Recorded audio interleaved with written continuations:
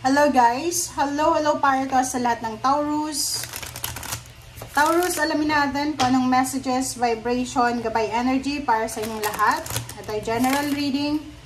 Tingnan natin Taurus kung ano yung message na unexpected ngayong April and May.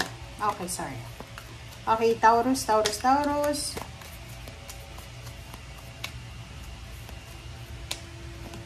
Okay, 6 clouds. Oh, sorry, mayroong lumabas. And cross. 36, 6. Okay, 636. Okay, Taurus, dito sa baraha mo, sinasabi ng baraha, siguro yung mga unexpected na posibleng mangyari sa'yo is marami kang pinagdadaanan na cross. Diba? Yung cross, nagsisimbolo yan ng problema, ng stress, ng anxiety, depression, ng stagnation, or kung ano man. Okay? So, dito sinasabi ng baraha na ano man ang mga crosses mo, sinasabi ng baraha na posibleng maayos ito. Okay? So, magkakaroon ng balanse, yung mga imbalances sa buhay mo. Okay? Like, halimbawa, kung marami kang imbalances,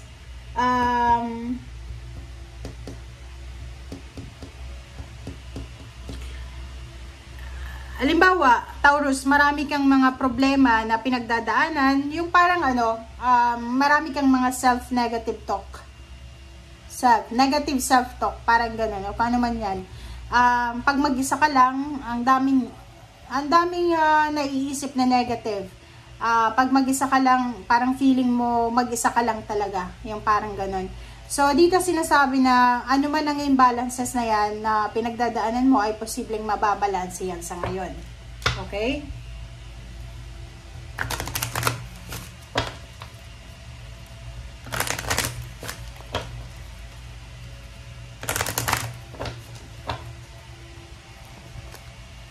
Okay. Oh, diba? Nakikita ko sa'yo dito, isang unexpected ang pwedeng mangyari din is posible kang manakawan or posibleng makaharap ka ng isang magnanakaw, manloloko, scammer, or kung sino man. So, this month of April and May, kinakailangan mong maging maingat. Okay? Belongings, personal belongings, pera, wallet, cellphone, documents, yun ang kailangan mo, Taurus, na i-keep talaga kasi pwedeng mawala yan.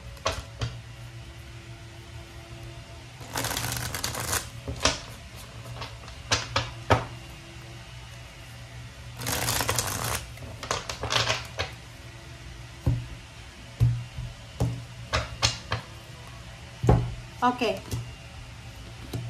First two cards natin dito is 2 of Cups and 3 of Wands. So, dito sinasabi ng baraha sa'yo na siguro may mga Taurus dito na naghihintay ka. Naghihintay ka na posibleng maikasal, naghihintay ka ng pagkakataon para magkaroon ng love life, or naghihintay ka like yung mga long distance relationship, pwedeng naghihintay kayo na magkasama ng iyong karelasyon. Dito sa buwan ng April and May, may possibilities na yung hinihintay nyo ay posibleng mangyari na. Okay? Okay. Isa din sa posibleng unexpected dito is yun nga, sabi ko, may mga problema ka, financial problems, emotional problems na nagdadala sa'yo ng stagnation.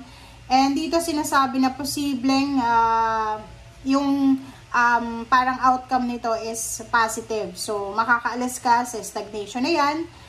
Pwedeng ang tagal mo nang nag-a-apply ng trabaho pero wala pa rin available. Ang tagal mo nang nagta-travel pero wala pa rin ikaw na nakikitang lugar kung saan ka talaga pwedeng mag-settle down. Dito sinasabi na mahanap mo yung balanse. Ang daming number 6 dito. Okay? It's number 6, number 6, number 6, number 6. So, sinasabi ng baraha na mahanap mo yung balanse, mahanap mo yung security bago matapos yung buwan ng Mayo. So, kung hindi sigurado, like for example, kasi may mga Taurus, di ba? Pwedeng before your birthday, mahanap mo yung liwanag, mahanap mo yung talagang para sa'yo. Okay? So, 7 of Wands, sinasabi ng baraha na manatili lang tayong positive, Taurus. Positive lang. And iwasan mong maging negative, lalo na kung mag-isa ka lang na nag-iisip ka, huwag masyadong mag-isip ng negative. Okay. Hierophant and Knight of Wands. So, nakikita natin dito na in terms of relationship, wala namang masyadong problema sa relationship kasi still solid pa rin yung commitment nyo, yung foundation ng relasyon kung in a relationship ka. Okay? So, wag kang mag-alala kasi fiery pa rin. So, halimbawa, kung iniisip mo na, baka lokohin ako ng asawa ko, ng boyfriend, girlfriend ko, dito sinasabi na solid pa rin yung foundation. May kilig pa rin sa relationship nyo. Okay.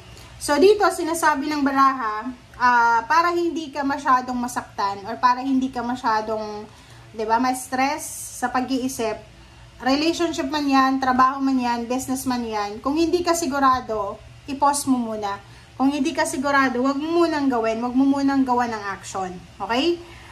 Seven of Swords, and then magnanakaw na to, tsaka to. So, double confirmation, sinasabi ng baraha na mag-iingat tayo, dahil talagang nangyayari talaga yung Year of the Snake, maraming magnanakaw, maraming manluloko, maraming scammer.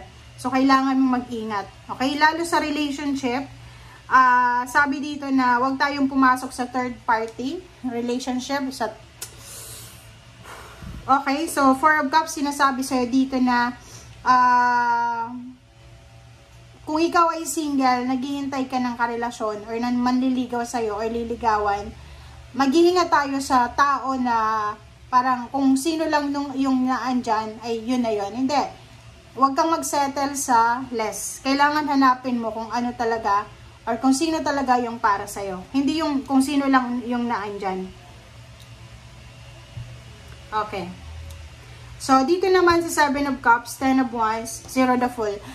May pagkakataon dito yung mga Taurus na pwedeng makapag-travel kayo, lumipat ng tirahan, mag-travel, magsimulang mamuhay sa isang lugar na hindi nyo kabisado. Okay? So, nakikita ko sa'yo dito, may relationship na ile-let go ka. May iba din sa inyo na relationship na parang mga away, gulo sa relationship na ile-let go nyo rin. Nakikita natin na magpo-focus ka starting May. Starting May to yung Ten of Wands is May siya. Magpo-focus ka sa trabaho mo. Ang dami-dami mong obligasyon. Siguro marami ka ng utang na kailangan bayaran. Ang dami mong obligasyon. Kung kaya't nakikita natin dito na magdo-double time ka. Double time sa sa pagtatrabaho, sa pagtataguyod, or sa mga obligations. Zero the Fool, ang dami-dami mong mga bagong ideas, bagong, bago yung mindset mo, bago yung, kung ano man ang gusto mo ngayon, yung parang bigla na lang nagbago, or bigla na lang na magbabago yung isip mo. Okay? Thank you guys for watching. Bye!